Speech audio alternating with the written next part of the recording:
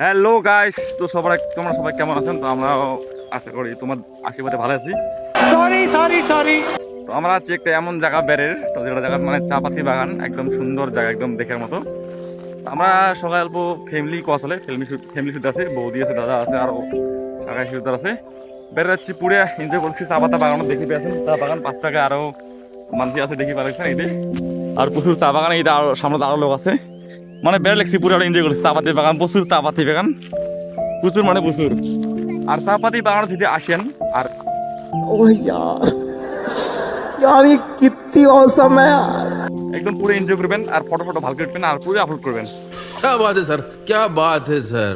আর এই চাপাতি বাগান 90% চাপাতি আমার আসামত থাকি মানে অল ইন্ডিয়া সাপ্লাই হয়। क्या बात कर रहे हैं।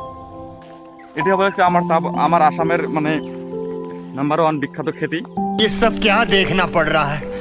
अच्छा है मैं अंधा हूँ।